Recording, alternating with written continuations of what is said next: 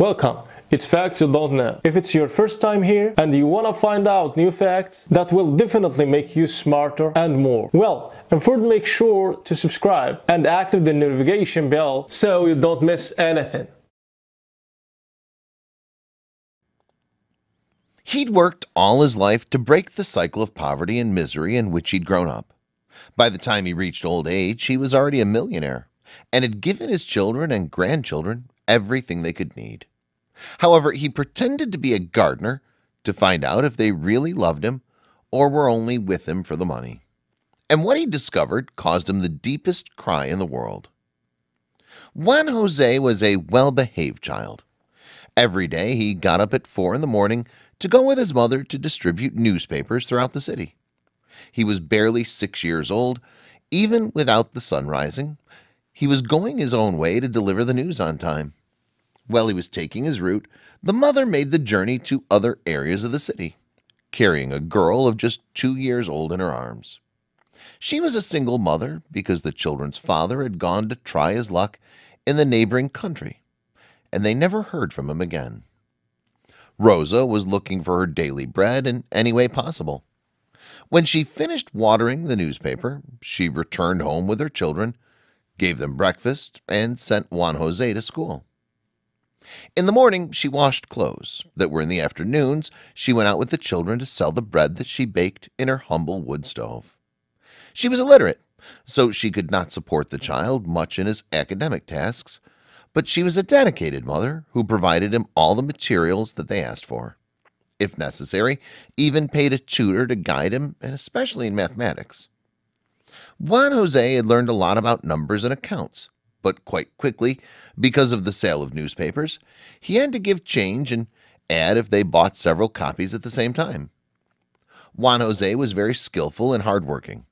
He wanted to study civil engineering and had promised his mother that he would achieve that dream goal in order to build a decent house for her. The house that they once dreamed of. The lady was very confident that her son would be a great man, as he was growing up with many moral values and also showed that he was responsible.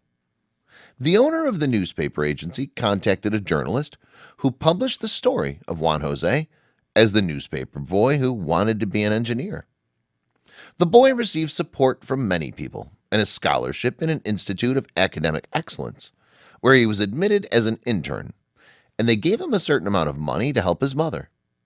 Juan Jose excelled in his studies and always obtained academic excellence, so everything indicated that he was on the right track. Many times he did some work in the institute, for which he received remuneration, and that money he saved for when he went to visit his mother, whose visit was given once a month.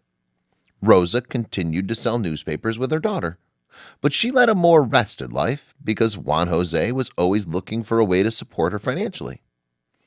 The boy finished his high school with excellence and went on to realize his dream of studying engineering. The young man returned home and found work as a pizza delivery man. He worked and studied. He never neglected his duties and got his mother to stop delivering newspapers. Besides, he'd taken over to support his little sister. In college, he continued. He always stood out and concluded as planned. His career took him to the end. However, things in his life did not improve, as he could not find a job for lack of recommendations. So disappointed that he could never pursue the career that had cost him so much. He looked for many alternatives and finally found absolutely nothing and decided to emigrate. His mother begged him not to leave. He told her that somehow they were going to survive, but the young man, moved by the desire to get ahead, packed his suitcase and started on his way.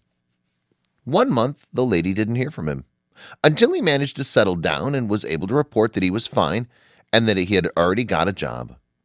Dona Rosa thanked God for having heard from him. Jose got a job on a construction project where he gradually climbed because the engineer saw many skills in him. And knowing him a little better, he learned that he was also an engineer and gave him an opportunity to lead the team. Later, the engineer appointed him for another important work. His income is doubled.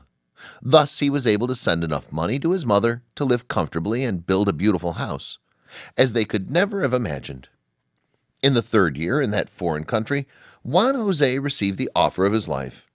His colleague, the engineer, proposed that they become partners and create their own construction company.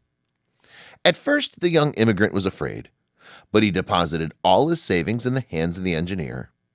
And that's how they started that project that would definitely change their lives. The good name of the partner and the good work of Juan Jose made the company prosper and become one of the most prestigious in that country. A year later, he managed to allow his mother and sister to go live with him.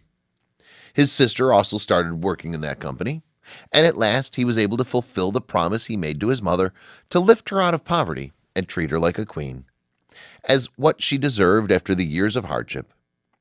Juan Jose fell in love with an engineer with very humble roots. They married and had 3 children whom they educated in values and love of work. The years went by and his children became great professionals. Dona Rosa grew old very happy, but said she wanted to return to her country to die on the ground that the plane did. Jose spoke with his family, and they all agreed to move to the family's home country. The boy combined with his partner that he would open a branch of the company in his country, and the idea was successful. They won important tenders and built great works, as was the childhood dream of the now successful engineer. Friends, at that time, Dona Rosa passed away and buried herself in her homeland as she had wanted. Juan Jose continued to work hard with his children. He grew old, and that luxury house was filled with grandchildren. Both his wife and his children and grandchildren were affectionate towards the patriarch of the family, who incidentally filled all of them not only with love, but also with luxuries and material goods. One day of so many, when he was already retired and only advising the family business, he began to think if they really wanted him, who he was or what he had. So he devised a plan in which he had the complicity of his wife. Juan Jose told them that he would go abroad to have a medical checkup, and that all the affairs of the house and the business were in the hands of his wife. They all said goodbye to him. His wife took him to the airport, and when she returned home, he introduced them to the new gardener, a homeless-looking man who said he met through one of the friends. That first day, they invited the new worker to eat with them at the table, and Ricardo, the couple's oldest son, asked his mother if she knew what was wrong with her father's health. The woman told him it was a routine checkup, but Ricardo and his brothers insisted they were concerned about the sudden trip. Juan Jose's children were very fearful, saying that they loved their father and that they wanted him healthy by their side. Juan Jose's wife asked them to have dinner together the next day because they had a proposal to make. However, Ricardo arrived very early because he was worried, since he had no news from his father, whom he had tried to locate, but he never got an answer.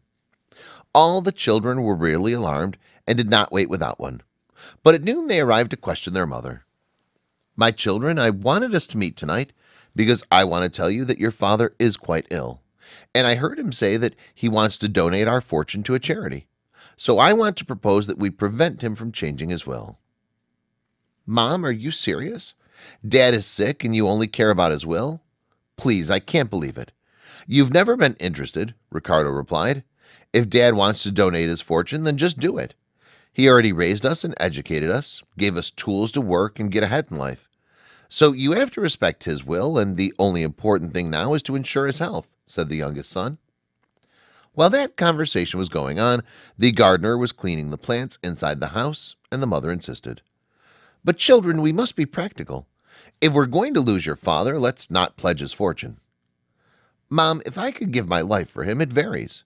Please don't dwell on the issue of money, that my father is an incredible human being who does not deserve to be valued for his fortune. Please tell me where my father is, that we will take care of him with or without money," Ricardo said. Juan Jose's children hugged each other and cried, begging to be told the whereabouts of their father, so that they could accompany him in those difficult moments.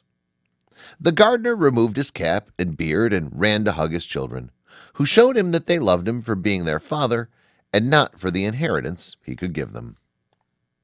Thanks for watching. Please like and share the video in social networks. We'll be right back to you as fast as we can.